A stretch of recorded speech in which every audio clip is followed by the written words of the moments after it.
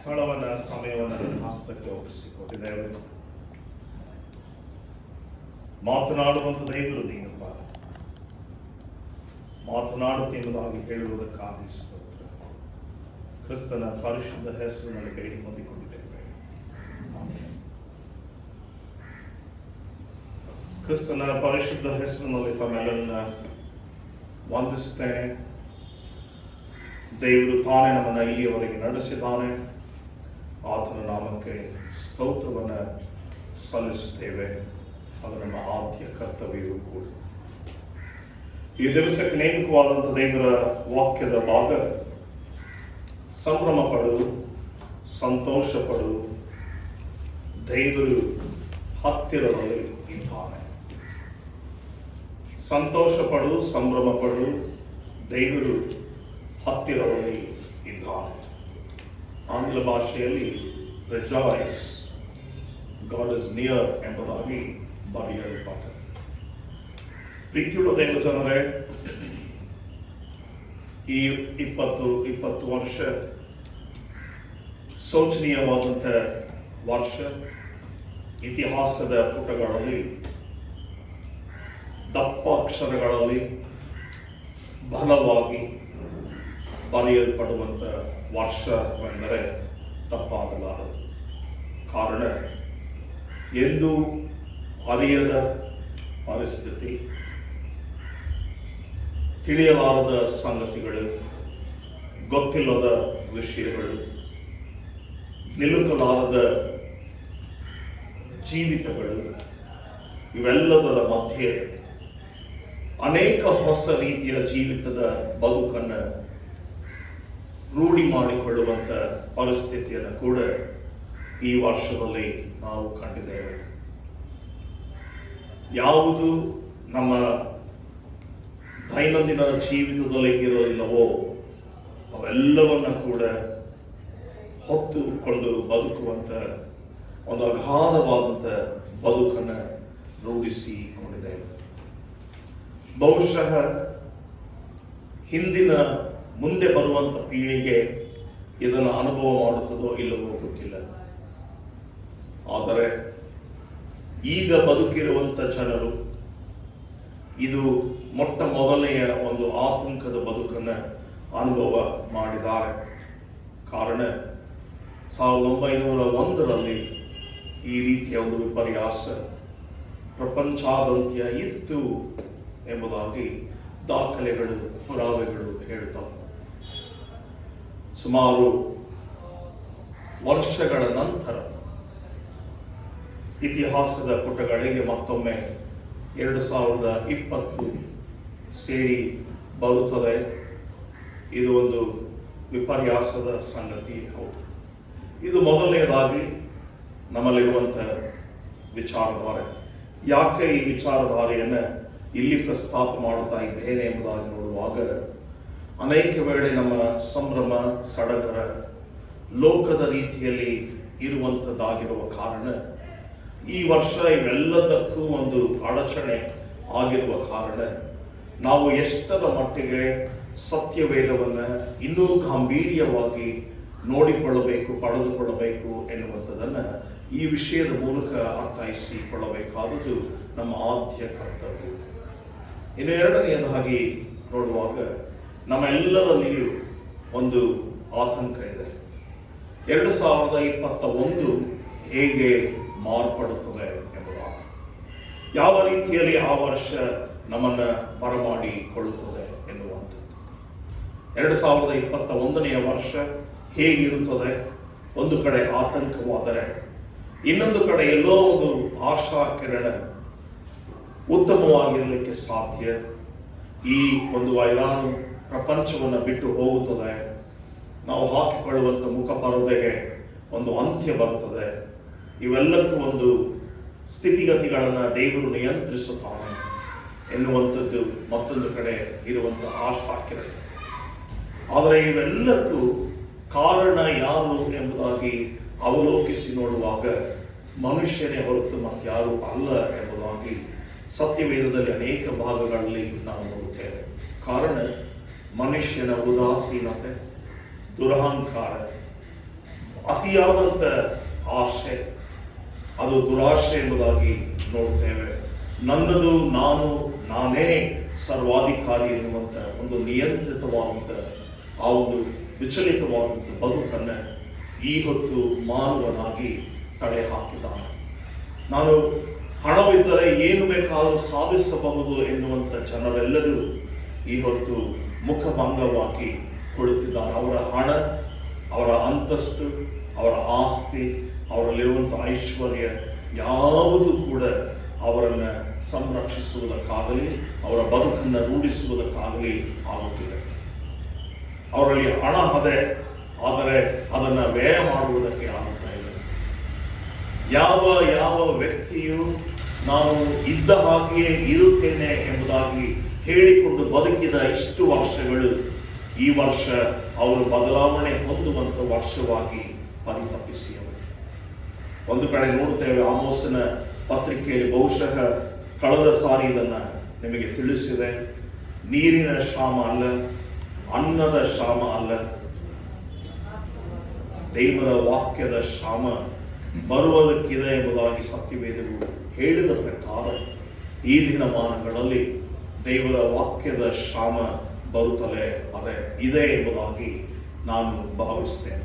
ಕಾರಣ ಅನೇಕ ಸಭೆಗಳು ಪ್ರಾರಂಭವಾಗಿದ್ದರೂ ಸಭೆಗಳಿಗೆ ಜನ ಬರುವುದಕ್ಕೆ ಭಯ, ಸಭೆಗಳಲ್ಲಿ ಕುಳಿತುಕೊಳ್ಳುವುದಕ್ಕೆ ಆತಂಕ, ಮುಖ ಪರದೆಗಳನ್ನು ತೆರೆದು ಹಾಡುವುದಕ್ಕೂ ಕೂಡ ವಿಪರೀತವಾದಂಥ ಬದುಕಿನ ಸಂಕಷ್ಟ ಇವೆಲ್ಲವುಗಳನ್ನು ಅವಲೋಕಿಸಿ ನೋಡುವಾಗ ದೇವರ ವಾಕ್ಯದ ಪ್ರಕಾರವೇ ಎಲ್ಲ ಎಡೆಬಿಡದೆ ಸಂತೋಷ ಪಡಿರಿ, ಯಾವಾಗಲೂ ಕರ್ತನಲ್ಲಿ ಸಂತೋಷಿಸಿರಿ.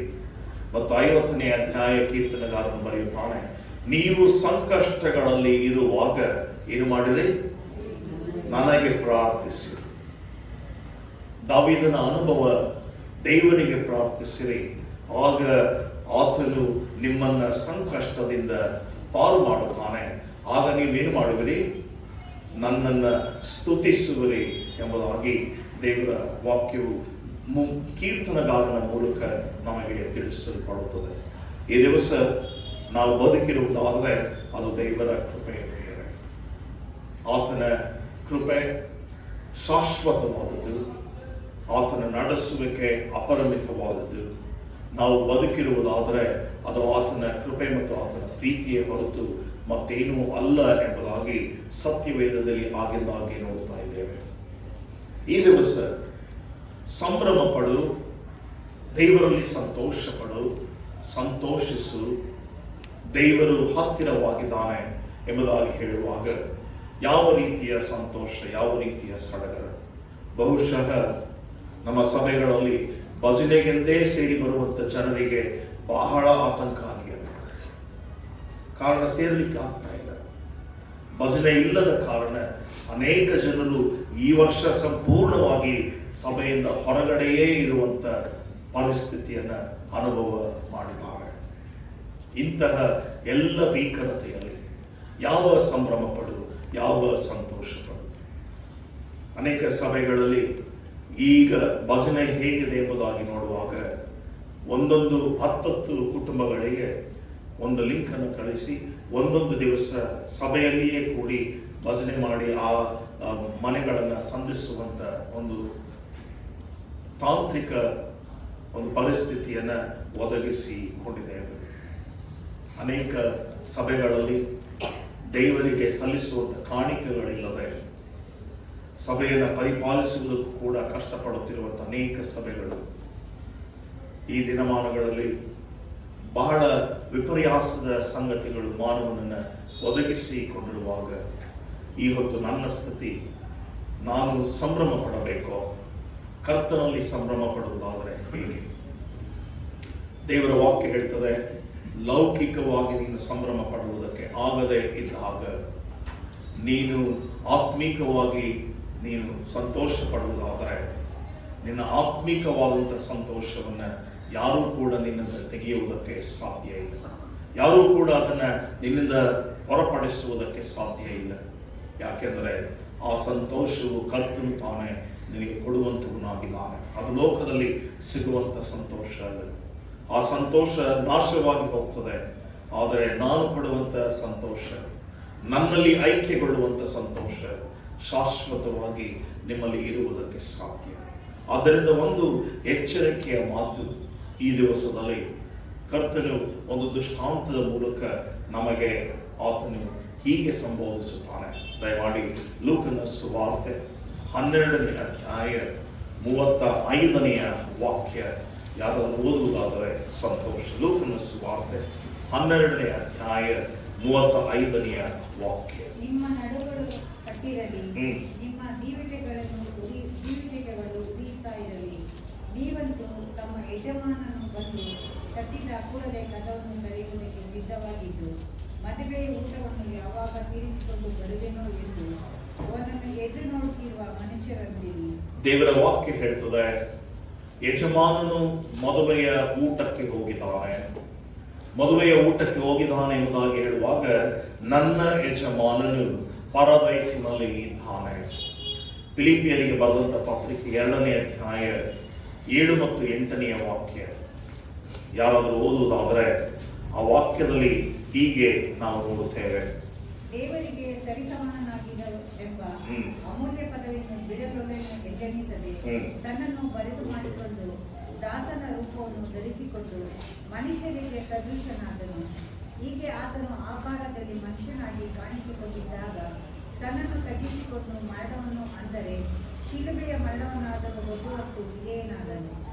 ಈ ಕಾರಣದಿಂದ ದೇವರು ಆತನನ್ನು ಅತ್ಯುನ್ನತ ಸ್ಥಾನಕ್ಕೆ ಏರಿಸಿ ಎಲ್ಲ ಹೆಸರುಗಳಿಗಿಂತ ಶ್ರೇಷ್ಠವಾದ ಹೆಸರನ್ನು ಆತನಿಗೆ ದಯಪಾಲಿಸಿದ್ದಾನೆ. ದೇವರ ವಾಕ್ಯ ಹೇಳ್ತದೆ, ಈ ಕಾರಣದಿಂದ. ಯಾವ ಕಾರಣದಿಂದ? ಈ ಕಾರಣದಿಂದ. ನಮ್ಮ ಮಕ್ಕಳು ಮಾಡಿದ ಒಂದು ಕಿರು ನಾಟಕದಲ್ಲಿಯೂ ಕೂಡ ಇದೇ ವಿಷಯದ ಕುರಿತು ಬೇರೆ ರೀತಿಯಲ್ಲಿ ಪ್ರಕಟ ಮಾಡಿದರು. ಕೊಟ್ಟಂತ ಕೆಲಸವನ್ನು ಉದಾಸೀನತೆ ಇಲ್ಲವೇ ಹೇಳಿದ ರೀತಿಯಲ್ಲಿ ಮಾಡುವುದಾದರೆ ಅದು ನಮಗೆ ದೊರೆಯುವಂಥ ಪಾಲು. ಯಾವಾಗ ನಾವು ವಿಧೇಯತೆ ತೋರಿಸದೆ ಉದಾಸೀನತೆಯಲ್ಲಿ ಕೆಲಸ ಮಾಡುತ್ತೇವೋ ಆಗ ದೇವರು ಅದನ್ನು ಮೆಚ್ಚುವುದಿಲ್ಲ ಎಂಬುದಾಗಿ ಮಕ್ಕಳು ಒಂದು ಕಿರುನಾಟಕದ ಮೂಲಕ ತೋರಿಸಿಕೊಟ್ಟರು. ನಾನು ಸಿಸ್ಟರ್ ಅವರು ಹೇಳಿದ್ರು, ಇವತ್ತು ಮಕ್ಕಳ ಕ್ರಿಸ್ಮಸ್ 2 ಕಾರ್ಯಕ್ರಮ ಇದೆ, ನೀವು ಹೇಗೆ ಕೊಡ್ತೀರೋ ಹಾಗೆ ಎಂಬುವ ಅವ್ರಿಗೆ ಮೊದಲೇ ತಿಳಿಸಿದೆ. ಪ್ರಸಂಗಕ್ಕೆ ಮುಂಚೆ ಕೊಡ್ತೇನೆ, ಅದರಲ್ಲಿ ಯಾವುದಾದ್ರೂ ವಿಷಯ ಸಿಗಬಹುದೇನೋ ಎಂಬುವ ದೇವರು ಒದಗಿಸಿಕೊಟ್ಟಂಥ ವಿಷಯ, ಇವತ್ತು ವಾಕ್ಯ ಹೇಳುವ ವಿಷಯ ಎರಡೂ ಒಂದೇ. ಉದಾಸೀನತೆ ಅಂದರೆ ದೇವರ ಸಮಾನನಾಗಿದ್ದೇನೆ ಎಂಬುದಾಗಿ ಅಂದುಕೊಂಡರು ಆ ಮಹಾ ಪದವಿಯನ್ನು ಬಿಡಲೋಲೆನೆಂದಿಸದೆ ತನ್ನನ್ನು ಬರಿದು ಮಾಡಿಕೊಂಡು ದಾಸನ ರೂಪವನ್ನು ಧರಿಸಿಕೊಂಡು ಮನುಷ್ಯರಿಗೆ ಸದೃಶ್ಯರಾದರು. ಈ ಕಾರಣದಿಂದ ಅವನನ್ನೇನು ಮಾಡಿದರು? ದೇವರು ಅತ್ಯುನ್ನತವಾದಂಥ ಸ್ಥಾನಕ್ಕೆ ಕರೆದೊಯ್ದು ಎಲ್ಲ ಹೆಸರುಗಳಿಗಿಂತ ಶ್ರೇಷ್ಠವಾದ ಹೆಸರನ್ನ ದೇವರು ಆತನಿಗೆ ನೇಮಿಸಿ ಕೊಟ್ಟಿದ್ದಾನೆ. ಆತನೇ ನಮ್ಮ ಯಜಮಾನನು ಕ್ರಿಸ್ತನು ಎಂಬುದಾಗಿ ಸತ್ಯವೇದವು ಲಿಖಿತ ಮಾಡಿಯಾರೆ. ಈ ಯಜಮಾನನು ಈ ಹೊತ್ತು ಎಲ್ಲಿದ್ದಾನೆ? ದೇವರ ಸನ್ನಿಧಾನದಲ್ಲಿ ಪರದೈಸಿನಲ್ಲಿ ಇದ್ದಾನೆ. ಈ ಯಜಮಾನನ ಕುರಿತೇ ದೇವರು ಇಲ್ಲಿ ಮಾತನಾಡುವಂಥದ್ದು ತನ್ನ ಆತ್ಮನ ಮೂಲಕ. ಒಬ್ಬ ಆಳು ತನ್ನ ಯಜಮಾನನು ಮದುವೆಯ ಮನೆಗೆ ಹೋಗಿ ಊಟ ಮುಗಿಸಿಕೊಂಡು ಯಾವಾಗ ಬರುವನೋ ಎಂಬುದಾಗಿ ಎಚ್ಚರದಿಂದ ಏನು ಮಾಡ್ತಾ ಇರಬೇಕು? ಕಾಯುತ್ತಾ ಇರಬೇಕು. ಆ ಕಾಯುತ್ತಾ ಇರಬೇಕಾದಂತ ಯಾರು ಆಳುಗಳು ಯಾರು ಎಂಬುದಾಗಿ ಹೇಳುವಾಗ ನಾನು ಮತ್ತು ನೀವುಗಳು ಯಜಮಾನನಿಗೆ ಆಳುಗಳಾಗಿ ಈ ಹೊತ್ತು ಕಾಯುತ್ತಾ ಕುಳಿತಿರಬೇಕೆನ್ನುವಂಥದ್ದು ದೇವರ ನಿಯೋಜನೆ. ಅದು ಹೇಗೆ ಕುಳಿತಿರಬೇಕು? ದೇವರ ವಾಕ್ಯ ಹೇಳ್ತದೆ, ನಿಮ್ಮ ನಡುಗಳು ಕಟ್ಟಿರಲಿ, ನಿಮ್ಮ ನಡುಗಳು ಕಟ್ಟಿರಲಿ, ನಿಮ್ಮ ದೀವಿಟಿಗೆಗಳು ಉರಿಯುತ್ತಿರಲಿ. ದೀವಿಟಿಗೆಗಳು ಯಾವುದು? ಎಲ್ಲಿದೆ ನಮ್ಮಲ್ಲಿ ದೀಪ? ನಮ್ಮಲ್ಲಿ ಯಾವುದು ದೀಪ? ನಮ್ಮ ಇಡೀ ಜೀವಿತವೇ ದೀಪ. ಕಾರಣ ಯೋಹಾನನ ಸುವಾರ್ತೆ 1ನೇ ಅಧ್ಯಾಯದಲ್ಲಿ ನಾವು ನೋಡ್ತೇವೆ, ದೇವರು ಬೆಳಕನ್ನ ಲೋಕಕ್ಕೆ ಕಳುಹಿಸಿ ಕೊಟ್ಟರು. ಹೌದಾ? ನಾನೇ ಬೆಳಕಾಗಿದ್ದೇನೆ. ಆ ಬೆಳಕು ಲೋಕಕ್ಕೆ ಬಂದದ್ದು ಕತ್ತಲೆಯನ್ನು ಓಡಿಸುವುದಕ್ಕೋಸ್ಕರ. ಆ ಬೆಳಕನ್ನು ನಂಬಿದ ಪ್ರತಿಯೊಬ್ಬನು ಕೂಡ ಬೆಳಕಿನೋಪಾದಿಯಲ್ಲಿ ಜೀವಿಸಬೇಕಾದದ್ದು ಅವಶ್ಯಕ. ಆ ದೀವಿಟಿಗೆಗಳು ಉರಿಯುತ್ತಾ ಇರಲಿ ಎಂಬುದಾಗಿ ಹೇಳುವಾಗ ನಮ್ಮ ಇಡೀ ಜೀವಿತವು, ನಮ್ಮ ಕಾರ್ಯಕಲಾಪಗಳು, ನಮ್ಮ ಆಲೋಚನೆಗಳು, ನಮ್ಮ ಕಾರ್ಯ ರೂಪಕ್ಕೆ ತರುವಂತ ಪ್ರತಿಯೊಂದು ಕಣಗಳು ದೇವರ ಸನ್ನಿಧಾನಕ್ಕೆ ದೀವಿಟಿಗೆಗಳಾಗಿ ಉರಿಯುತ್ತಾ ಇರಬೇಕು.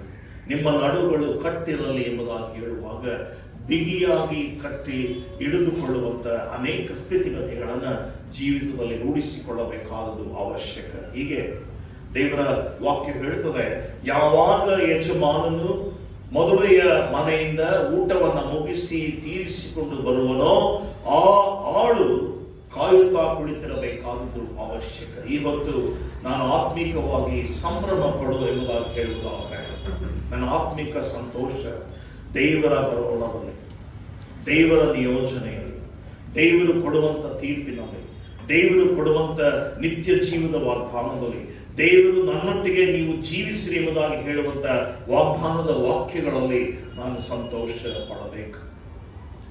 ಸತ್ಯವೇದದಲ್ಲಿ ಪ್ರಿಯರೇ, ಎಲ್ಲಿಯೂ ಕೂಡ 25ನೇ ಡಿಸೆಂಬರ್ ಕ್ರಿಸ್ಮಸ್ ದೇವರು ಹುಟ್ಟಿದ್ದು ಎಂಬುದಾಗಿ ಎಲ್ಲಿಯೂ ಬರೆಯಲ್ಪಡಲಿಲ್ಲ. ದೇವರು ಹುಟ್ಟಿದಾಗ ಚಳಿಗಾಲ ಇತ್ತು ಅಷ್ಟೇ. ಚಳಿಗಾಲದ ಸಮಯದಲ್ಲಿ ಕುರುಬರು ರಾತ್ರಿಯಲ್ಲಿ ಹೊಲದಲ್ಲಿ ತಮ್ಮ ಕುರಿಗಳನ್ನ ಮೇಯಿಸುತ್ತಾ ಇದ್ದರು ಎನ್ನುವಂತ ಒಂದು ಸ್ಥಿತಿ.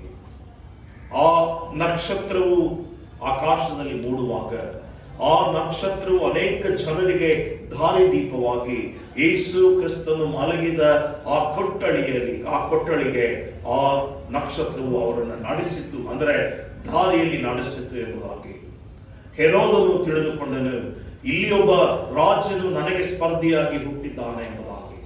ಆದರೆ ಹೆರೋದನಿಗೆ ಸ್ಪರ್ಧಿಯಾಗಿ ಬಂದಂತ ಸ್ವಾಮಿ ಇಹಲೋಕದ ರಾಜನಾಗಿ ಅಲ್ಲ, ಪರದೈಸಿನ ಪ್ರಭುವಾಗಿ, ಆ ಯಜಮಾನನು ಎಂಬುದಾಗಿ ಹೇಳುವಾಗ ಆ ಪರದೈಸಿನ ಯಜಮಾನ ಇವತ್ತು ನಮ್ಮನ್ನ ನೋಡುತ್ತಾ ಕನಿಕರಿಸುತ್ತಾ ಆತನು ಹೇಳುವಂಥದ್ದು, ನಿಮ್ಮ ನಡುಗಳು ಕಟ್ಟಿರಲಿ.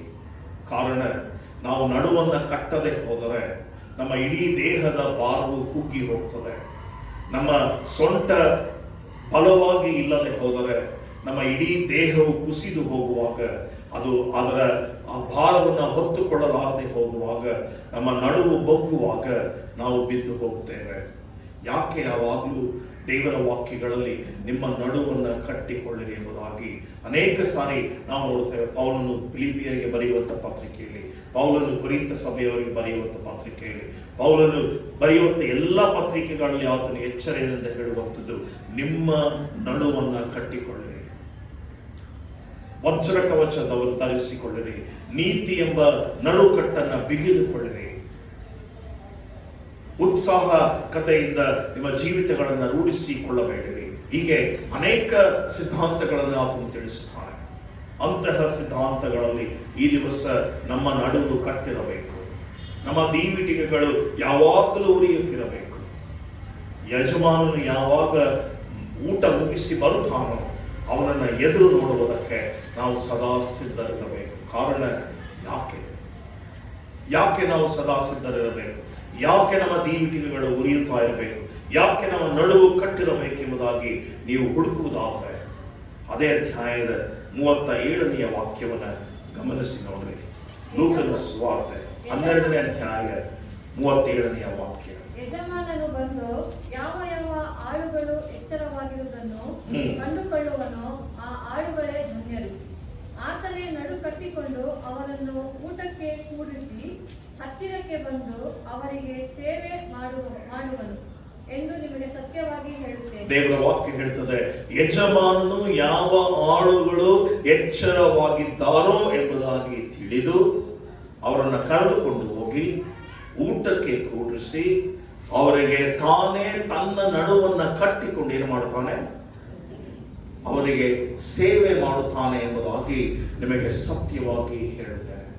ಯಾಕೆ ಅನೇಕ ಕಡೆಯ ಸತ್ಯ ದೇವರ ವಾಕ್ಯಗಳಲ್ಲಿ ನಿಮಗೆ ಸತ್ಯವಾಗಿ ಹೇಳುತ್ತೇನೆ, ಸತ್ಯವಾಗಿ ಬರೆಯುತ್ತಾ ಇದ್ದೇನೆ, ಅರ್ಥ ಮಾಡಿಕೊಳ್ಳಿರಿ ಎಂಬುದಾಗಿ ಒಂದು ವಿಚಲಿತವಾದಂಥ ವಾಕ್ಯ ಬರೆಯಲ್ಪಟ್ಟಿದೆ ಎಂಬುದಾಗಿ ನೋಡುವಾಗ, ಆದ್ದರಿಂದಲೇ ಇದನ್ನು ಸತ್ಯವೇದ ಎಂಬುದಾಗಿ ಕರೆಯುತ್ತೇವೆ. ಇದು ಈ ಹೊತ್ತು ಕೂಡ ಚಾಲಿತವಾಗಿ ಇರುವಂಥ ದೇವರ ವಾಕ್ಯ. ಇದಕ್ಕೆ ಯಾವ ರೀತಿಯಲ್ಲಿ ಕೂಡ ಒಂದು ನಿರ್ಬಂಧನೆ ಇಲ್ಲ. ಇದಕ್ಕೆ ಬಂಧಿತವಾದಂಥ ಯಾವ ಸಂಗತಿಗಳು ಇಲ್ಲ. ಇದು ನಿಲುಕಲಾರದ ಸಂಗತಿ, ಇದು ಮಾನವನಿಗೆ ತಲುಪಲಾರದ ಸಂಗತಿ. ಬಹುಶಃ ನಾವು ಪ್ರತಿ ವಾರಕ್ಕೂ ದೇವರ ವಾಕ್ಯಗಳನ್ನು ಗಮನಿಸುತ್ತಾ ಬರ್ತೇವೆ. ಈ ಡಿಸೆಂಬರ್ ತಿಂಗಳಲ್ಲಿ ಮೊದಲನೆಯ ವಾರಕ್ಕೆ ಈ ಪಠ್ಯವನ್ನು ಓದ್ತೇವೆ, ಎರಡನೇ ವಾರಕ್ಕೆ ಈ ಪಠ್ಯ, ಹೀಗೆ ವರ್ಷದಿಂದ ಅದೇ ಪಠ್ಯಗಳನ್ನು ಓದುತ್ತಾ ಬರ್ತೇವೆ. ಆದರೆ ಹೋದ ವರ್ಷ 3ನೇ ಭಾನುವಾರ ಮಾಡಿದ ದೇವರ ವಾಕ್ಯದ ಪ್ರಸ್ತಾವನೆ ಈ ವರ್ಷಕ್ಕೆ ನೀವು ನೋಡುವುದಾದರೆ ಬಹಳ ವ್ಯತ್ಯಾಸ. ವರ್ಷದಿಂದ ವರ್ಷಕ್ಕೆ ಕೇಳಿಸಿಕೊಳ್ಳುವಂಥ ವಾಕ್ಯಗಳು ದಿನದಿಂದ ದಿನಕ್ಕೆ ಬದಲಾವಣೆ ಆಗುತ್ತವೆ. ಕಾರಣ, ಈ ಹೊತ್ತು ನನ್ನ ಪರಿಸ್ಥಿತಿ ಏನಿದೆ ಎಂಬುದಾಗಿ ದೇವರಿಗೆ ಗೊತ್ತು. ಈ ಸ್ಥಿತಿಯಲ್ಲಿ ನಾನು ಯಾವ ದೇವರ ವಾಕ್ಯವನ್ನ ನಿಯೋಜಿತವಾಗಿ ಅರ್ಥ ಮಾಡಿಕೊಳ್ಳಬೇಕೆಂಬುದಾಗಿ ನನ್ನ ಯಜಮಾನನಿಗೆ ತಿಳಿದಿದೆ. ಆದುದರಿಂದ ಆತನು ತನ್ನ ಜನರಿಗೆ ಏನನ್ನ ಕೊಡಬೇಕೋ ಅದನ್ನೇ ಕೊಡುವುದಕ್ಕೆ ಆತನು ಸದಾ ಸಿದ್ಧನಾಗಿದ್ದಾನೆ. ವಾಕ್ಯ ಹೇಳ್ತದೆ, ತನ್ನ ಆಳುಗಳು ಎಚ್ಚರವಾಗಿರುವುದನ್ನು ನೋಡಿ ಅವ್ರನ್ನ ಕರೆದುಕೊಂಡು ಹೋಗಿ ಊಟಕ್ಕೆ ಕೂಡಿಸಿ ತನ್ನ ನಡುವನ್ನು ಕಟ್ಟಿಕೊಂಡು ಏನು ಮಾಡುತ್ತಾನೆ? ಅವರಿಗೆ ಸೇವೆ ಮಾಡುತ್ತಾನೆ ಎಂಬುದಾಗಿ ನಿಮಗೆ ಸತ್ಯವಾಗಿ ಹೇಳುತ್ತೇನೆ ಎಂಬುದಾಗಿ ದೇವರ ವಾಕ್ಯವು ಹೇಳುತ್ತದೆ. ಈ ಹೊತ್ತು ಎಚ್ಚರವಾಗಿರುವಂಥ ಆಳು ನಾನಾಗಿದ್ದೇನೆ. ಸಂಭ್ರಮ ಪಡು ಎಂಬುದಾಗಿ ಹೇಳುವಾಗ ಆತ್ಮೀಕವಾದಂಥ ಸಂತೋಷ. ಕಾರಣ, ದೇವರು ನನಗೆ ಸೇವೆ ಮಾಡುವುದಕ್ಕೆ ಆತನು ಸತ್ಯವಾಗಿ ನನಗೆ ವಾಗ್ದಾನ ಮಾಡಿದ. ಆದರೆ ನನ್ನಲ್ಲಿ ಕೆಲವು ಗುಣಾತಿಶಯಗಳು, ನನ್ನಲ್ಲಿ ಕೆಲವು ಬಂಧಿತವಾದಂಥ ಜೀವಿತಗಳು, ನನ್ನಲ್ಲಿ ಕೆಲವು ಬದಲಾವಣೆಗಳು ಬೇಕಾದಂಥ ಕಾರ್ಯ ಜೀವಿತವು ಇರಬೇಕಾದದ್ದು ಅವಶ್ಯಕ ಎಂಬುದಾಗಿ ಸತ್ಯವೇದದಲ್ಲಿ ನಾವು ನೋಡ್ತೇವೆ. ಆದರೆ ಈ ಹೊತ್ತು ನಮ್ಮ ಅನಿಸಿಕೆಗಳು, ನಮ್ಮ ಉದಾಸೀನತೆ ಎಷ್ಟರ ಮಟ್ಟಿಗಿದೆ ಎಂಬುದಾಗಿ ನೋಡುವಾಗ ನಾವು ಏನನ್ನ ಹೇಳ್ತೇವೆ? ದಯಮಾಡಿ ಈ ವಾಕ್ಯಗಳನ್ನು ನೋಡಿ.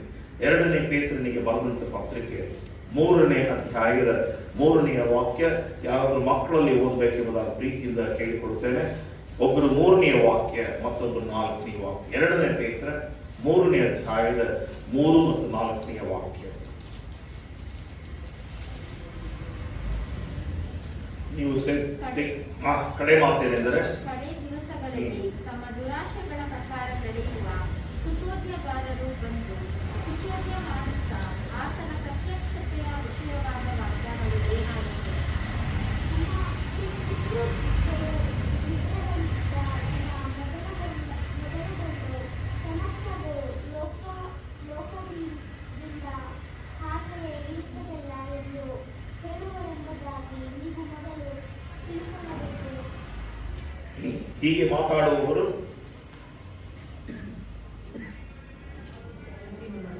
ಹೀಗೆ ಮಾತಾಡುವವರು ಒಂದು ಸಂಗತಿಯನ್ನ ತಿಳಿದಿರಬೇಕೆಂದು ಮರೆತು ಬಿಡುತ್ತಾರೆ.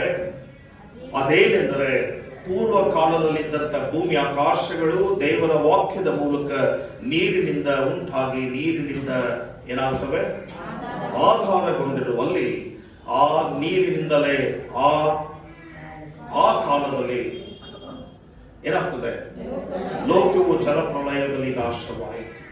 ಆದರೆ ಈಗಿರುವ ಆಕಾಶ ಮಂಡಳವು ಅಥವಾ ಭೂಮಿ ಆಕಾಶಗಳು ಅದೇ ಪ್ರಕಾರ ಬಲದಿಂದ ಬೆಂಕಿಯ ಮೂಲಕ ನಾಶವಾಗುವುದಕ್ಕೆ ಇಡಲ್ಪಟ್ಟಿವೆ ಎಂಬುದಾಗಿ ನಾವು ಅರ್ಥ ಮಾಡಿಕೊಳ್ಳಬೇಕು. ಇಂದಿನ ಭೂಮಿ ಆಕಾಶಗಳು ನೀರಿನಿಂದ ಉತ್ಪತ್ತಿಯಾಗಿ ನೀರಿನಿಂದಲೇ ಜಲಪ್ರಳಯದಿಂದಲೇ ನಾಶವಾಗಿ ಹೋಗುವುದಕ್ಕೆ ಆಯಿತು.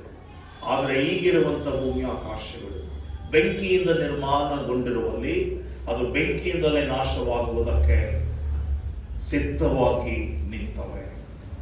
ಕಾರಣ, ದೇವರ ವಾಕ್ಯದ ಪ್ರಕಾರ ಬೆಂಕಿಯ ಜಲಪ್ರಳಯವು ಒಟ್ಟಾಗಿ ಕಡೆಯ ದಿವಸಗಳಲ್ಲಿ ಕೂಡಿ ಬರುವಾಗ ಇಡೀ ಪ್ರಪಂಚದಲ್ಲಿರುವಂಥ ದೇವರ ಎಲ್ಲ ಸೃಷ್ಟಿಯು ಅಳಿದು ಹೋಗುತ್ತದೆ.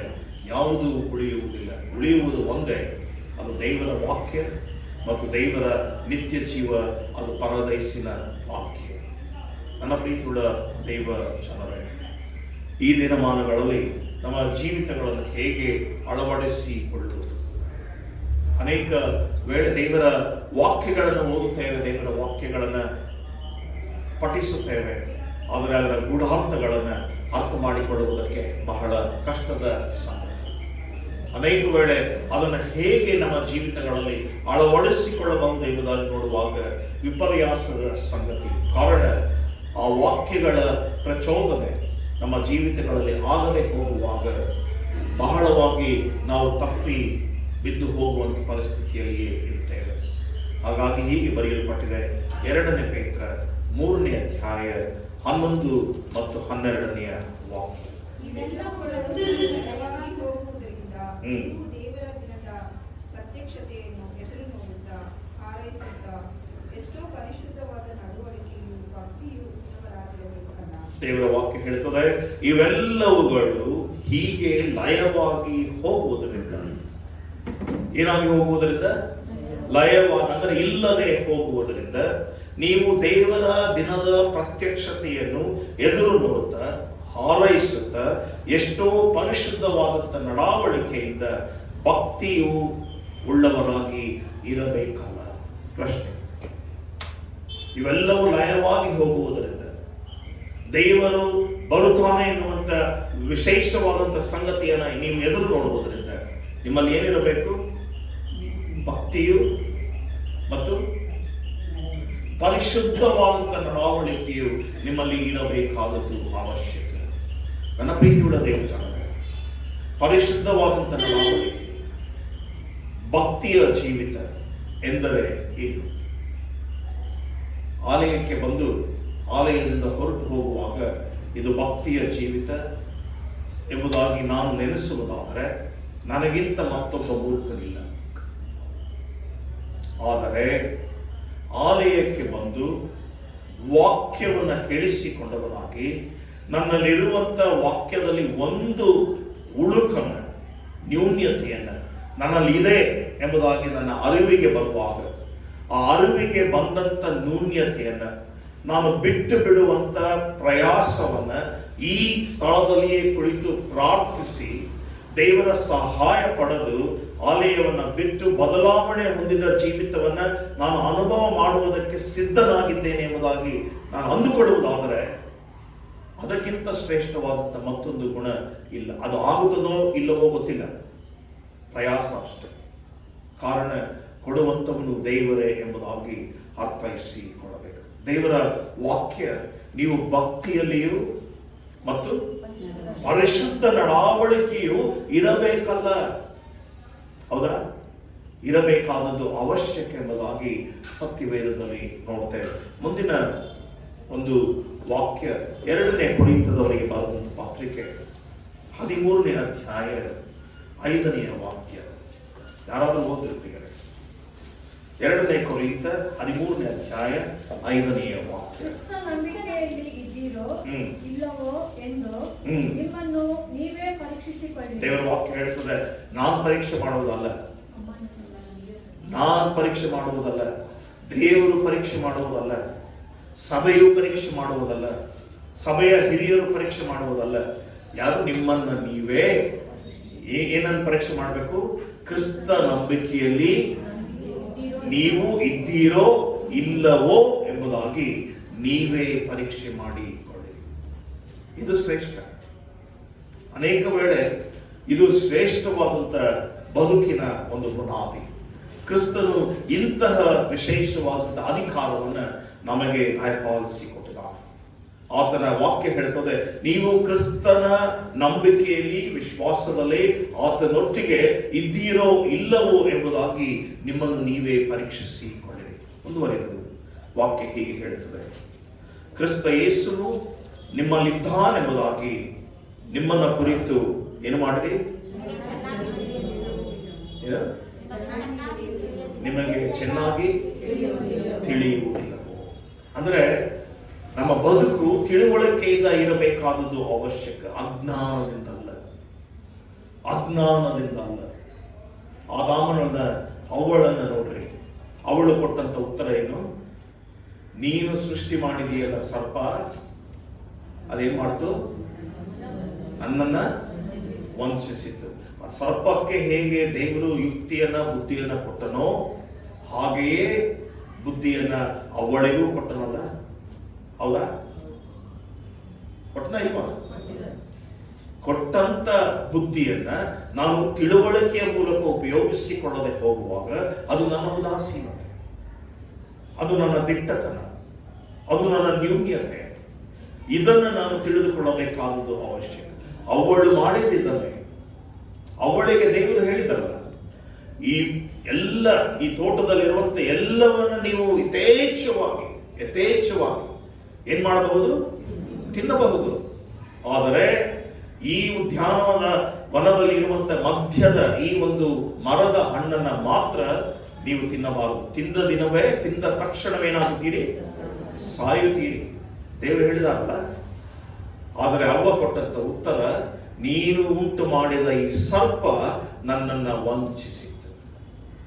ಇದೇ ಸ್ಥಿತಿಯಲ್ಲಿ ನಾವು ಕೂಡ ಇದ್ದೇವೆ ಪ್ರಿಯರೇ. ಆಲಯವನ್ನು ಬಿಟ್ಟು ಹೋಗುವಾಗ ಹೊರಗಡೆ ಯಾರಿದ್ದಾರೆ? ಹೇಗಿದ್ದಾರೆ? ಕಪ್ಪಗೂ ಎತ್ತರಕ್ಕೂ ಬೆಳ್ಳಗೂ ಇಲ್ಲ, ನನ್ನಂಗೆ ನೀಡ್ತಾನೆ ಹೊರಗಡೆ. ಸೊ ನನ್ನ ಸಹೋದರಿಯಾಗಿಯೇ, ನನ್ನ ತಾಯಿ ತಂದೆಯಾಗಿಯೇ, ನನ್ನ ಜೊತೆ ಇರುವಂತ ಸಂಬಂಧಿಕನಾಗಿಯೇ ಹೊರಗಡೆ ಇದ್ದಾನೆ. ಸೈತಾನನು ಪಾತಿಯಲ್ಲಿ. ಬಹಳ ಅರ್ಥಗರ್ಭಿತವಾಗಿ ಪೇತ್ರನು ಬರೆಯುತ್ತಾನೆ, ಗರ್ಜಿಸುವ ಸಿಂಹದೋಪಾದಿಯಲ್ಲಿ ಸೈತಾನನು ಯಾರನ್ನ ನುಂಗಲಿ ಎಂಬುದಾಗಿ ಹೊಂಚು ಹಾಕುತ್ತಾ ಇದ್ದಾನೆ. ಅಂತಹ ಹೊಂಚು ಹಾಕುವಂತ ಸಿಂಹವನ್ನ, ಅಂತ ಹೊಂಚು ಹಾಕುವಂತ ಸೈತಾನನನ್ನ ಭೇದಿಸಿ ಜೀವಿಸಬೇಕಾದದ್ದು ಅವಶ್ಯಕ. ಹಾಗಾಗಿ ಮೊದಲನೆಯ ಸಂಗತಿ ಏನ್ ಮಾಡಬೇಕು? ನಾವು ನಿರ್ಮಲರಾಗಿಯೂ ಭಯಭಕ್ತಿಯುಳ್ಳವರಾಗಿಯೂ ಜೀವಿಸಬೇಕು. ಮೂರನೆಯದಾಗಿ ನಾವು ಕ್ರಿಸ್ತನ ಅನ್ಯೋನ್ಯತೆಯಲ್ಲಿ ಇದ್ದೇವೋ ಇಲ್ಲವೋ ಎಂಬುದನ್ನ ಬೇರೆಯವರು ಹೇಳುವುದಲ್ಲ, ನನ್ನನ್ನು ನಾನೇ ಪರೀಕ್ಷೆ ಮಾಡಿಕೊಳ್ಳಬೇಕು. ನಾಲ್ಕನೆಯದಾಗಿ ಕ್ರಿಸ್ತನು ನನ್ನಲ್ಲಿ ಇದ್ದಾನೆ ಎಂಬುದಾಗಿ ಅನುಭವ ಪೂರ್ವಕವಾಗಿ ತಿಳಿಯಬೇಕು. ಇನ್ನು 5ನೇಯದು 1 ಕೊರಿಂಥ 6ನೇ ಅಧ್ಯಾಯದ 9ನೇ ವಾಕ್ಯ. ದೇವರಿಂದ ದೊರಕಿ ನಿಮ್ಮೊಳಗೆ ನೆಲೆಗೊಂಡಿರುವ ಪವಿತ್ರಾತ್ಮನಿಗೆ ನೀವೇನು ಮಾಡಿರಿ? ನಿಮ್ಮ ದೇಹವು ಗರ್ಭಗುಡಿ ಆಗಿದೆ ಎಂಬುದಾಗಿ ನಿಮಗೆ ತಿಳಿಯುವುದು. ಏನಾಗಿದೆ? ಯಾರಿಗೆ ಗರ್ಭಗುಡಿ? ದೇವರಿಂದ ದೊರಕಿ ನಿಮ್ಮೊಳಗೆ ನೆಲೆಗೊಂಡಿರುವ ಪವಿತ್ರಾತ್ಮನಿಗೆ ನಿಮ್ಮ ದೇಹವು ಗರ್ಭಗುಡಿಯಾಗಿದೆ ಎಂಬುದಾಗಿ ನಿಮಗೆ ತಿಳಿದಿಲ್ಲವೋ? ಇದೆಲ್ಲ ನಮ್ಮ ತಿಳುವಳಿಕೆಯ ಮತ್ತು ಜ್ಞಾನದ ನಿವೇದನೆ, ಯಜಮಾನನನ್ನ ಕಾಯುವಂತ ಒಂದು ಸಂದೇಶ. ಇವೆಲ್ಲವೂ ಹೇಗೆ ಸಾಧ್ಯ, ಹೇಗೆ ಪರಿಪಕ್ವವಾದಂಥ ಆಧ್ಯಾತ್ಮಿಕವಾದಂಥ ಜೀವಿತವನ್ನು ಹೊಂದುವುದಕ್ಕೆ ಸಾಧ್ಯ ಎಂಬುದಾಗಿ ನೋಡುವಾಗ ಅದು ಪವಿತ್ರಾತ್ಮನ ಮೂಲಕವಾಗಿಯೇ, ಪವಿತ್ರಾತ್ಮನ ಸಂಬಂಧದಿಂದಲೇ ಮಾತ್ರ ಅದು ಸಾಧ್ಯ. ಪವಿತ್ರಾತ್ಮನಿಲ್ಲದೆ ಜೀವಿಸುವುದಾದರೆ ಅದು ಆತ್ಮಿಕ ಜೀವಿತ ಅಲ್ಲ ಎಂಬುದಾಗಿ ಸತ್ಯವೇದದಲ್ಲಿ ನಾವು ನೋಡ್ತೇವೆ. ಅನೇಕ ವೇಳೆ ಮತ್ತೊಂದು ವಾಕ್ಯವನ್ನು ನಾವು ಗಮನಿಸಬೇಕು. ಪವಿತ್ರಾತ್ಮ ಬಂದು ಹೋಗಿ ಮಾಡುವಂತ ನೆಂಟನಲ್ಲ, ಸದಾಕಾಲ ನಿಮ್ಮೊಟ್ಟಿಗೆ ಇರುವಂತವನು. ಕಾರಣ ಯೋಹಾನನ ಸುವಾರ್ತೆ 12, ಯೋಹಾನನ ಸುವಾರ್ತೆ 13ನೇ ಅಧ್ಯಾಯ ಮತ್ತು 14ನೇ ಅಧ್ಯಾಯದಲ್ಲಿ ನೀವು ಮನೆಗಳಿಗೆ ಹೋಗಿ ವ್ಯಾಸಂಗ ಮಾಡಿ ನೋಡ್ರಿ. ಪವಿತ್ರಾತ್ಮನ ಕುರಿತು ದೇವರ ವಾಕ್ಯ ಹೇಳ್ತದೆ. ಆ ಸಹಾಯಕನು ಯಾರೆಂದರೆ ದೇವರು ಕಳುಹಿಸಿಕೊಡುವಂತ ಪವಿತ್ರಾತ್ಮನೇ. ಆತನು ಸದಾಕಾಲ ನಿಮ್ಮ ಸಂಗಡ ಇರುವುದಕ್ಕೆ ಕಳುಹಿಸಲ್ಪಡುವನು. ಮತ್ತಾಯನ ಸುವಾರ್ತೆ 28ನೇ ಅಧ್ಯಾಯವನ್ನು ಮತ್ತು ಯೋಹಾನನ ಸುವಾರ್ತೆ 17-18ನೇ ಅಧ್ಯಾಯವನ್ನ ನೀವು ಗಮನಿಸಿ ನೋಡುವಾಗ ಅಲ್ಲಿ ಪವಿತ್ರಾತ್ಮನು ಯೇಸುವು ಒಯ್ಯಲ್ಪಡದೆ ಬರಲಿಲ್ಲ. ಆತನು ತನ್ನ ಶಿಷ್ಯರಿಗೆ ಹೇಳ್ತಾನೆ, ನನ್ನ ತಂದೆಯು ಕಳುಹಿಸಿಕೊಡುವಂತ ಪವಿತ್ರಾತ್ಮನು ನಿಮ್ಮಲ್ಲಿ ಬಂದು ಸೇರಿಕೊಳ್ಳುವ ತನಕ ನೀವೇನ್ ಮಾಡ್ರಿ? ನೀವು ಇಲ್ಲೇ ಇದ್ದು ಕಾದುಕೊಂಡಿರಿ ಎಂಬುದಾಗಿ ಆತನು ಮಾರ್ಕನ ಸುವಾರ್ತೆಯಲ್ಲಿಯೂ ಲೂಕನ ಸುವಾರ್ತೆಯಲ್ಲಿಯೂ ನಾವು ನೋಡ್ತೇವೆ. ಎಲ್ಲ ಹೇಳ್ತಾ ಇದ್ದಾರೆ, ಪರಿಸ್ಥಿತಿ ಇದೆ ಸತ್ಯವೇದದಲ್ಲಿ, ಹೋಗಿ ನೀವು ಹುಡುಕ್ಬೇಕು. ನಾನೇ ಹೇಳ್ಬಿಟ್ರೆ ಸುಲಭವಾಗಿ ಎತ್ಬಿಟ್ಟು ನೋಡ್ಬಿಟ್ಟು ಹುಡುಕ್ಬಿಟ್ಟ ಮಲಗಿಸ್ಬಿಡ್ತೀವಿ. ಯಾವುದನ್ನ? ಸತ್ಯವೇದವನ್ನು ಮಲಗಿಸ್ತೀರಿ. ಇದು ಮಲಗಬಾರದು ಎನ್ನುವುದಾದ್ರೆ ನಾನು ಹೇಳುವಂತ ಎಲ್ಲ ಸಂಗತಿಗಳು ಈ ಸುವಾರ್ತೆಗಳಲ್ಲಿ ಇದೆ. ವಾಕ್ಯಗಳನ್ನು ಹುಡುಕ್ರಿ, ಎಲ್ಲಿ ಇದೆ?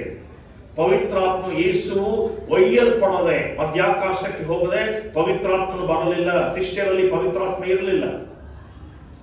ಆ ಶಿಷ್ಯರಿಗೆ ಆತನು ಹೇಳ್ತಾನೆ, ನೀವು ಇಲ್ಲೇ ಇರ್ರಿ, ನೀವು ಇಲ್ಲೇ ಈ ಪಟ್ಟಣದಲ್ಲಿಯೇ ಇರ್ರಿ, ನನ್ನ ತಂದೆಯು ಪವಿತ್ರಾತ್ಮನನ್ನ ಕಳುಹಿಸಿ ಕೊಟ್ಟು ಆತನು ನಿಮ್ಮಲ್ಲಿ ಬಂದು ಸೇರಿಕೊಳ್ಳುವ ತನಕ ನೀವು ಈ ಪಟ್ಟಣದಲ್ಲಿಯೇ ಇರ್ರಿ, ಕಾದುಕೊಂಡಿರಿ ಎಂಬುದಾಗಿ ತನ್ನ ಶಿಷ್ಯರಿಗೆ ಆಜ್ಞಾಪಿಸುತ್ತಾನೆ. ಇವೆಲ್ಲವೂ ಆತನ ದಿವಾರೋಹಣದ ಸಮಯದಲ್ಲಿ ಆಗ್ತದೆ.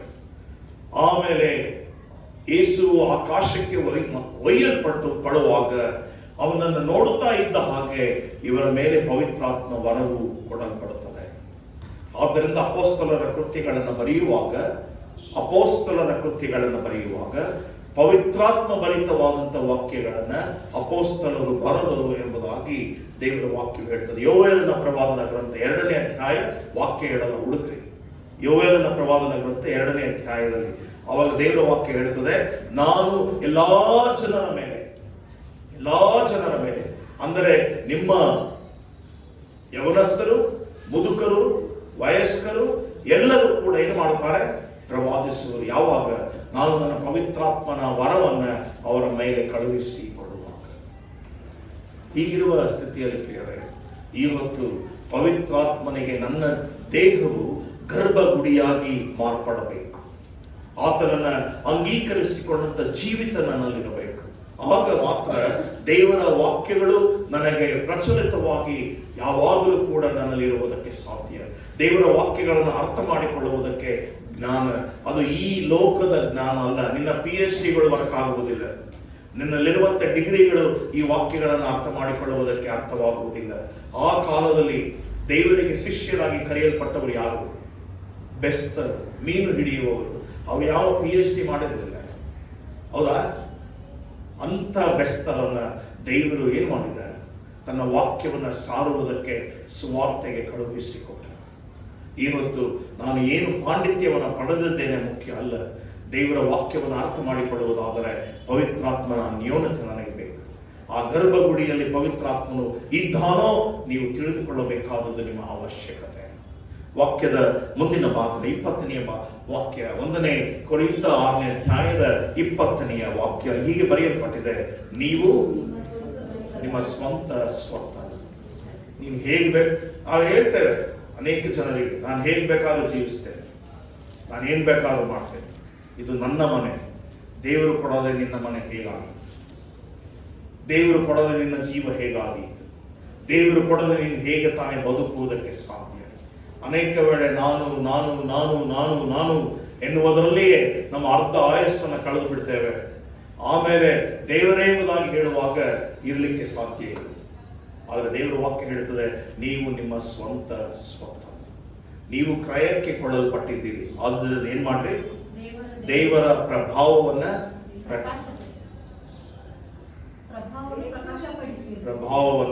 ಪ್ರಕಾಶಪಡಿಸಿ. ದೇವರ ಪ್ರಭಾವವನ್ನ ಇಹಲೋಕದಲ್ಲಿ ಪ್ರಕಾಶಪಡಿಸುವಂತ ಆದ್ಯ ಕರ್ತವ್ಯ ನನ್ನದು, ನಮ್ಮದು ಆಗಿದೆ. ಮುಂದುವರೆದು ಕಡೆಯದಾಗಿ ರೋಮಾಪುರದವರಿಗೆ ಬರುವಂತ ಪತ್ರಿಕೆ 1ನೇ ಅಧ್ಯಾಯದ 18-19 ವಾಕ್ಯಗಳನ್ನು ಹೀಗೆ ನಾವು ನೋಡ್ತೇವೆ. ದುಷ್ಟತನವನ್ನು ನಡೆಸಿ ಸತ್ಯವನ್ನ ಅಣಗಿಸುವವರಾದ ಮನುಷ್ಯರ ಎಲ್ಲಾ ವಿಧವಾದ ಭಕ್ತಿಹೀನತೆಯ ಮೇಲೆಯೂ ದುಷ್ಟತನದ ಮೇಲೆಯೂ ದೇವರ ಕೋಪವು ಪರಲೋಕದಿಂದ ತೋರಿ ಬರುತ್ತದೆ. ಬಹುಶಃ ಪ್ರಪಂಚದ ಅನುಭವದಲ್ಲಿ ಈ ಪರಿಸ್ಥಿತಿಗಳನ್ನು ಅನುಭವಿಸುತ್ತಿರುವಾಗ ಇಂತಹ ಭೀಕರವಾದಂತ ದೀರ್ಘಕಾಲದ ಪರಿಸ್ಥಿತಿ ಮಾನವನು ಇಲ್ಲಿಯವರೆಗೆ ಬಹುಶಃ ಈ ಕುಲ, ಈ ಒಂದು ಸಂತಾನ ಅನುಭವ ಮಾಡಲಿಕ್ಕೆ ಇರಲಿಲ್ಲ. ಆದರೆ ಈಗ ಅದು ಪರಲೋಕದಿಂದ ತೋರಿ ಬಂದಿದೆ. ಯಾರ್ಯಾರು ದೇವರ ವಾಕ್ಯವನ್ನು ಧಿಕ್ಕರಿಸಿದರೋ, ಯಾರ್ಯಾರು ಸಭೆಯ ಕಡೆಗೆ ತಲೆನೋವದೇ ಇದ್ದರೋ, ಯಾರ್ಯಾರು ಸಭೆಯಲ್ಲಿ ದೂರವಾಗಿ ಉಳಿದಿದ್ದರೋ, ದೇವರಿಗೂ ನನಗೂ ಸಂಬಂಧ ಇಲ್ಲ ಎಂಬುದಾಗಿ ಹೇಳಿಕೊಂಡಂತ ವ್ಯಕ್ತಿಗಳೆಲ್ಲರೂ ಕೂಡ ಇವತ್ತು ಎಲ್ಲಿದ್ದಾರೆ? ಮಾಧ್ಯಮಗಳನ್ನು ಹುಡುಕಿ ಎಲ್ಲಿ ವಾಕ್ಯ ಸಿಗ್ತದೋ ಎಂಬುದಾಗಿ ಹುಡುಕುವಂತ ಪ್ರಯಾಸದಲ್ಲಿ ಇದ್ದಾರೆ. ಅವರು ತಮ್ಮ ಬ್ಯಾಂಕ್ ಅಕೌಂಟಲ್ಲಿ ಎಷ್ಟು ದುಡ್ಡಿದೆ ಎಂಬುದಾಗಿ ನೋಡುವ ಚಿಂತೆ ಇಲ್ಲ. ಬದಲಾಗಿ ಯಾವ ಚಾನಲ್ನಲ್ಲಿ ಯಾವ ದೇವರ ವಾಕ್ಯ, ಯಾವ ವಾಕ್ಯ ನನಗೆ ಇವತ್ತು ಬೇಕಾಗಿರುವಂಥ ವಾಕ್ಯ ಕೊಡುವಂಥ ವಾಕ್ಯಗಳು ಸಿಗುತ್ತವೋ ಎನ್ನುವಂಥದ್ದನ್ನು ಹುಡುಕುತ್ತಾ ಇರುವಂಥ ಸ್ಥಿತಿಯನ್ನು ನಾವು ನೋಡುತ್ತಾ ಇದ್ದೇವೆ ಪ್ರಿಯರೇ. ಆದುದರಿಂದ ದೇವರ ವಾಕ್ಯ ಹೇಳ್ತದೆ, ಮನುಷ್ಯನ ಎಲ್ಲ ದುಷ್ಟತನವನ್ನು ನಡೆಸಿ ಸತ್ಯವನ್ನು ಅಣಗಿಸುವವರಾದ ಮನುಷ್ಯರ ಎಲ್ಲ ವಿಷಯವಾದ ಭಕ್ತಿಹೀನತೆಯ ಮೇಲೆಯೂ ದುಷ್ಟತನದ ಮೇಲೆಯೂ ದೇವರ ಕೋಪವು ಪರಲೋಕದಿಂದ ತೋರಿ ಬರುತ್ತದೆ. ಈಗಾಗಲೇ ತೋರಿಸಲ್ಪಟ್ಟಿದೆ. ಇನ್ನೂ ನಾವು ಎಚ್ಚೆತ್ತು ತಿದ್ದುಕೊಳ್ಳದೆ ಹೋದರೆ ಬೀಳುವಂತ ಪೆಟ್ಟನ್ನ, ಬೀಳುವಂತ ಹೊಡೆತವನ್ನ, ಬೀಳುವಂತ ಪರಿಸ್ಥಿತಿಯನ್ನ ನಿಭಾಯಿಸುವುದಕ್ಕೆ ಸಾಧ್ಯ ಇಲ್ಲ. ಇಲ್ಲಿವರೆಗೆ ಅಮೆರಿಕ ದೇಶ ಹೇಳಿತ್ತು, ನಾನೇ ಮೊದಲು, ನಾನೇ ಅಣ್ಣ, ಪ್ರಪಂಚಕ್ಕೆ ಅಣ್ಣ ನಾನು ಹೇಳಿದರೆ ನೀವು ಕೇಳಬೇಕೆಂಬುದಾಗಿ.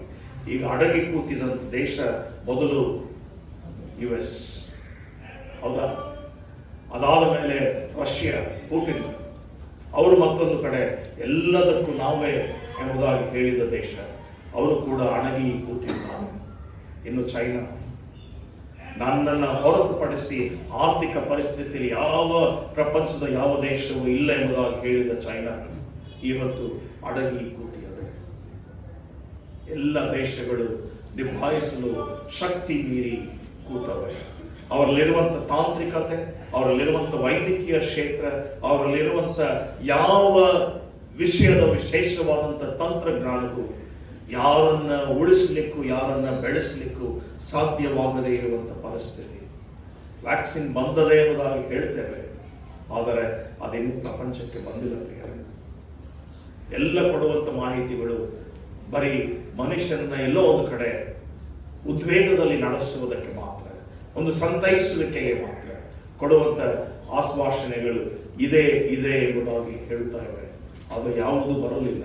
ದೇವರು ಕೊಡದ ಹೊರತು, ದೇವರು ಅನುಗ್ರಹಿಸದ ಹೊರತು, ಯಾವ ಸಭೆಗಳ ಬಾಗಿಲುಗಳು ತೆರೆದಿತ್ತು, ದೊಡ್ಡ ದೊಡ್ಡ ಕೆಥೀಡ್ರಲ್ಗಳು UK-ಗಳಲ್ಲಿ, ಯುರೋಪಿಯನ್ ಕಂಟ್ರಿಗಳಲ್ಲಿಯೂ ಇತ್ತಲ್ಲ, ಯುರೋಪ್ ದೇಶಗಳಲ್ಲಿ ಯಾವ ಯಾವ ಕೆಥೀಡ್ರಲ್ಗಳು ಬಹಳ ವಿಜೃಂಭಣೆಯಿಂದ ಕಟ್ಟಲ್ಪಟ್ಟಿದ್ದವು, ಜನ ಇರಲಿಲ್ಲ.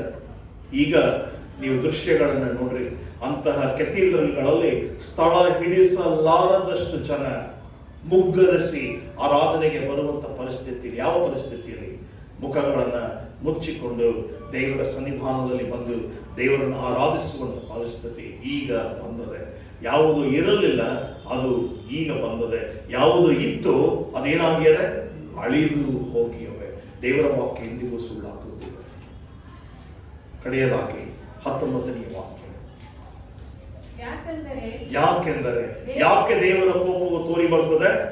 ದೇವರ ವಾಕ್ಯದ ಆ ಒಂದು ವಿಷಯ ಇಲ್ಲಿ ಬರೆಯಲ್ಪಟ್ಟ. ಯಾಕೆಂದರೆ ದೇವರ ವಿಷಯವಾಗಿ ತಿಳಿಯಬಹುದಾದದ್ದು ಅವರ ಮನಸ್ಸಿಗೆ ಸ್ಪಷ್ಟವಾಗಿ ತಿಳಿದದೆ.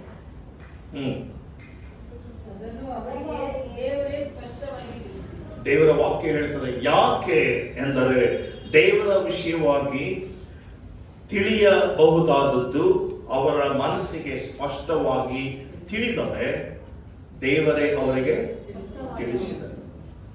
ಸ್ಪಷ್ಟವಾಗಿ ತಿಳಿದದೆ. ಯಾಕೆಂದರೆ ದೇವರೇ ಅವರಿಗೆ ತಿಳಿಸಿದರು. ನಮಗೆ ದೇವರು ತನ್ನ ವಾಕ್ಯದ ಮೂಲಕ ತಿಳಿಸಿದ್ದಾನೆ. ಅದು ಸ್ಪಷ್ಟವಾಗಿ ನಮಗೆ ತಿಳಿದದೆ.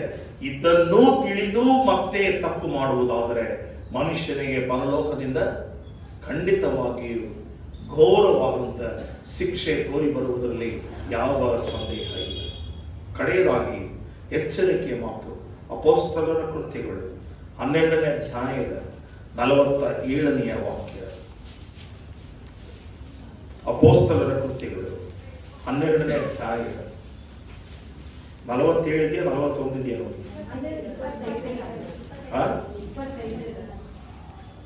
ಅಪೊಸ್ತಲರ ಕೃತ್ಯಗಳು 11ನೇ ಅಧ್ಯಾಯ ಇದೆಯಾ?